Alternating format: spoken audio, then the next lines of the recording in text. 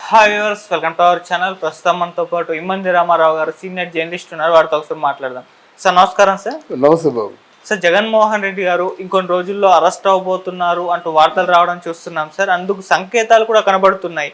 ఆ ఫర్నిచర్ ఒకటి దాని విషయంలో అంటే మొత్తం ఫర్నిచర్ని అప్పగించాలని జిఏడి వాళ్ళు ఒక 15 రోజులు డెడ్ లైన్ కూడా పెట్టడం చూస్తున్నాం.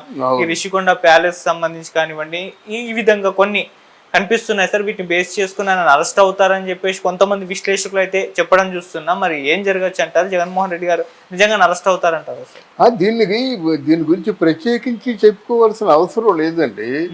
అక్కడ మనం జగన్మోహన్ రెడ్డి ముఖ్యమంత్రి, రాజశేఖర రెడ్డి బిడ్డ అని ఆలోచించకూడదు. ఒక వ్యక్తి కొంచెం అవినీతి చేశాడు. అవినీతికి ప్రోటోకాల్ ప్రకారంగా ఏ శిక్ష ఉంటే ఆ శిక్ష వేయాలి మొదటిది. అంతే కదా, అది ఎవరైనా ఆలోచించకూడదు. మరి నువ్వెవరైనా ఆలోచించి కోడలి శివప్రసాద్కేమో అంటే కుళ్ళిపోయి కురింగిపోయి ఆత్మహత్య చేసుకునే విధంగా నువ్వు ప్రవర్తించావు. మీ వాళ్ళందరూ ఇప్పుడు అసై కొట్టారు. నీ ప్రభుత్వం ఓకే అన్నది. ఒక పెద్ద లీడరు, పేరున్న లీడరు, ఆయన హోంలో కూడా పనిచేసినటువంటి లీడరు ఆయన ఆత్మహత్య చేసుకుని చనిపోయినప్పుడు ఒక న్యాయం. ఇప్పుడు జగన్మోహన్ రెడ్డి అత్యంత ఘోరంగా పరాభవం చెంది ఓడిపోయినప్పుడు ఒక న్యాయమున అది వాళ్ళు ఆలోచించారు. విజ్ఞులు ఎవరైతే విమర్శలు చేస్తున్నారో అట్నుంచి ఆలోచించాలి. ఏ నేరం చేశారంటే ఎలాగవుతుంది? నేరం చేశాడు, రుజువు అవుతుంది అక్కడ తాడేపల్లి ప్యాలెస్లో. కానీ ఇక్కడేమో మన టూరిజం గెస్ట్ హౌస్ ఏదో అంటున్నారు ఇక్కడ. అంటే ఏమిటి, ఋషికొండ భవనంలో కానీ ఏమిటి ఆ ఫర్నిచర్ ఏమిటి, అక్కడ గోల్డ్ కోటెడ్ డిజైన్స్ ఏమిటి, బాత్రూముల్లో కూడా అవన్నీ ఉన్నాయంటే ఇది తప్పకుండా చాలా అపరాధం మాట. నువ్వు సహజంగా ప్రభుత్వ తాలూకు భవనాలు ఎలాగుంటాయంటే ఒక మామూలుగా ఒక మంచి ఇంటిలాగా ఉంటాయి. అంతేగాని పెద్ద ఏ వనరులు ఉండవు. గెస్ట్ హౌస్లు ఏవైనా బాగుంటాయి. అలా వీళ్ళేదో ఈరోజు మాట్లాడుతున్నారు అంటే రేపొద్దున రాష్ట్రపతి వస్తాడు, రేపొద్దున ఇంకోరు వస్తారంటే ఇంకోరు రావచ్చు అంటే అది ముందు చెప్పి కట్టాలి. ఇది మనకు కాదయ్యా బాబు, నేషనల్ ఇంటర్నేషనల్ నుంచి వచ్చినటువంటి అధికారులకి, పెద్దవాళ్ళకి, ట్రేడ్ వర్గాల వారికి మేము కొడుతున్నామని చెప్పాలి. అందులో నీకు సంబంధించినటువంటి ఫర్నిచర్ ఉండడానికి వీలు లేదు. నీ ఇష్టానికి సరిపోదు కదా. అందువల్ల ఇవన్నీ చేసినవన్నీ తప్పులే. ఎవడు మాట్లాడతారండి? మాట్లాడితే బుద్ధి జ్ఞానం ఉండదు. ఇన్ని తప్పులు చేసిన తర్వాత అసలు తప్పు మర్చిపోతున్నారు. ఆయన మీద ఉన్నటువంటి ఆ మనీ లాండరింగ్ స్కీమ్లో 43,000 కోట్ల రూపాయలు ఆల్రెడీ ప్రూవ్ అయిపోయి ఉంది. ఏదో చక్రం అడ్డుపడుతుందో ఆ చక్రం ఏమిటో అందరికీ తెలుసు. అందువల్ల ఇప్పుడు వస్తున్నటువంటి వార్తల్లో కూడా నిజం లేదు. ఆ జగన్ మీడియా సృష్టిస్తుందన్నమాట. మోడీకి ఈయనకి చాలా మంచి క్లోజ్ టచ్ ఉంది, మోడీ రక్షిస్తారని. మనం తెలిసిపోదా? మోడీకి జగన్మోహన్ రెడ్డి టచ్ నడిచి ఇంకోలా ఉంటుంది వ్యవహారం. ఇంత దిగులు పడిపోవలసిన అవసరం లేదు, ఇంత కృంగిపోయి మాట్లాడవలసిన అవసరం ఎవరికీ లేదు. అందువల్ల ఆయన మీద ఉన్నటువంటి తప్పులు చాలా ఉన్నాయి, అవినీతి భాగోతాలు ఉన్నాయి, తర్వాత సీక్రెట్ డీలింగ్స్ చాలా ఉన్నాయి. ముఖ్యంగా డబ్బుల విషయంలో లక్షల కోట్ల రూపాయలు నిక్షిప్తంగా ఉన్నాయి. అది అక్రమాస్తుల కేసు పైన బెయిల్ పైన ఉన్నారు. మరి బెయిల్ క్యాన్సిల్ అయ్యే అవకాశం తప్పకుండా క్యాన్సిల్ అవుతుంది. అదే చెప్తున్నాను కదా, ఏదో చక్రం అడ్డేస్తుంది. ఆ చక్రం ఏమిటో ప్రజలందరికీ తెలుసు, నాయకులు కాదు ప్రజలందరికీ తెలుసు. పూస గుచ్చినట్టుగా చెప్పారు రఘురామకృష్ణరాజు గారు. అంతకంటే ఇంకేముంది? అంతకంటే నేరస్తుడు ఎవడుంటాడండి?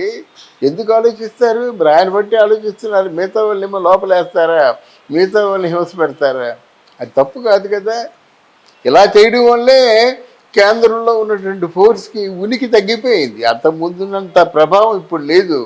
అంటే అపరాధుల్ని మన్నిస్తారు, ఒకటి మర్డర్స్ని మన్నిస్తారు. వాళ్ళ పార్టీ జెండా పట్టుకుంటే మర్డర్ చేసినా ఒకటే, అపరాధం చేసినా ఒకటే, అవినీతి చేసినా ఒకటే అనేటువంటి మాట ప్రజల్లో ప్రాగుతుంటే వాళ్ళ బీజేపీ పార్టీ అక్కడ మోదీ కానీ ఎవరు అమిత్ షా కానీ వీళ్ళందరికీ ఎటువంటి పేరు వస్తుంది? ఆ పేర్లు భరించి ఈరోజు ఉండగలరే వాళ్ళు? ఒక పక్క రాహుల్ గాంధీ ఏమో వార్నింగ్ ఇస్తున్నాడు. ఏ చిన్న ప్రాబ్లం వచ్చిందో చార్జ్ దించేస్తామంటున్నాడు. నువ్వు ఏ తప్పు చేయకుంటే ధైర్యంగా నిలబడితే నీకు ఎవరైనా సపోర్ట్ వస్తారు. మరి నువ్వెవరో అపరాధ భావంతో ఉన్నవాళ్ళని, అవినీతి మయమైపోయి ఉన్న వాళ్ళకి దోషుడికి నువ్వు కాపాడుతుంటే ఎలాగవుతుంది? ఎవడైనా ఒకటి చట్టం ముందు ఎవరిని కూడా స్పేర్ చేయరు. అదే జరగబోతుంది. అందుకే ఈయన అరెస్ట్ కాబోతున్నాడు. ఓకే సార్, ఇప్పుడే ఆల్రెడీ జగన్మోహన్ రెడ్డి గారు ప్రెస్ మీట్ పెట్టి మనం మీద అక్రమ కేసులు పెట్టే అవకాశం ఉంది, పెట్టిస్తారు కూడా, మనం అన్నిటికీ సిద్ధపడి ఉండాలి అని చెప్పేసి చెప్పడం చూస్తున్నాం. అంటే ఒకవేళ జగన్మోహన్ రెడ్డి గారిని అరెస్ట్ చేయిస్తే ఇది అక్రమ కేసు పెట్టారు అని చెప్పేసి టీడీపీ వాళ్ళ పైన ఫైర్ అయినా అవ్వచ్చు, అంటే ఆ నెరేటివ్ని బయటకు తీసుకెళ్ళొచ్చే ఛాన్స్ అవుతుంది కదా సార్? బాగా అడిగావు. ఇక్కడ అక్రమ కేసుల సక్రమమైన కేసులు అన్నది హోము, తర్వాత మన న్యాయస్థానం నిరూపించాలి. మీరు అనేసుకుంటే అయిపోతుందా? లోగడ మీరు చేసినటువంటి కార్యక్రమాలు ఏమిటి? అవన్నీ అక్రమ కేసులే కదా. ప్రశ్నిస్తే చంపేస్తున్నారు, ప్రశ్నిస్తే తలపక్కలు కొట్టారు, ఇంట్లో దూరి అందులో గంజాయి దొరికిందని చెప్పారు. ఇవన్నీ అక్రమమైన కేసులు కాదు. భార్యాభర్తలు పడుకుంటే మీరు వ్యభిచారులు అని చెప్పేసి కేసు పెట్టారు. ఎన్ని వందల ఎన్ని వేల కేసులు ఉన్నాయి ఇక్కడ. మీరు పెట్టిన కేసులే తప్ప మా సామాన్య ప్రజానికి కేసు పెట్టినా ఎఫ్ఐఆర్ నోట్ చేయరు కదా. అంత దౌర్జన్యం చేశారు. చట్టాన్ని కానీ న్యాయస్థానాన్ని కానీ మీ పాదాక్రాంతం చేసుకున్నారు. అప్పుడు మీకు ఇవే అనిపించలేదండి? అక్రమ కేసులు మీరు సిద్ధంగా ఉండండి చెప్పి ముందు వాడు అక్రమ కేసు చేయకూడదు.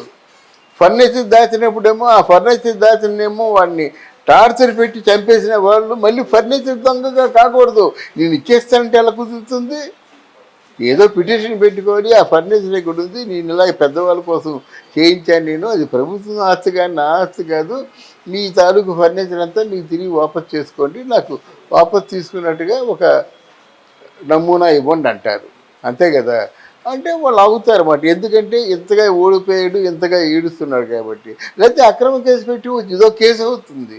ఇప్పుడు జగన్మోహన్ రెడ్డి దగ్గర మొత్తం తక్కువ కేసులు లేవు, 48 కేసులు ఉన్నాయి.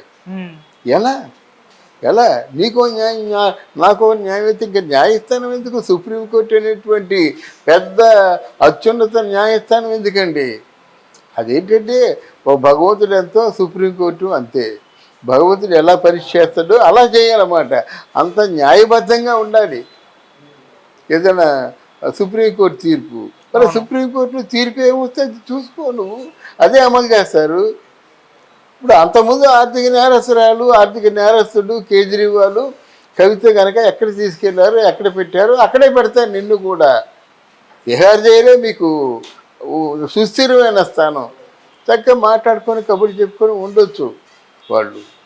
అంతేగాని ఇలాగ మీ జైల్లో వెళ్ళిపోతూ మాకు అక్రమ కేసులు పెట్టేస్తారంటే ఏది నీ దృష్టిలో సక్రమమైన కేసు? నువ్వు పెట్టినవన్నీ అక్రమమైన కేసులు కదా. అరే ప్రజలు 5 సంవత్సరాలు గొర్రెల మందలా నీ మాట విన్నారండి, నిజం తెలుసుకున్నారు. నువ్వు 3,000 ఇస్తా అన్నా 3,000 అలాగ ఇచ్చావో నీకు తెలుసు. వీళ్ళు 4,000 ఇస్తా ఉన్నారు, 4,000 ఆచరణలో పెట్టేస్తున్నారు. ఇంకేమిటి నీ మాటకి ఆయన మాటకి తేడా అంతా.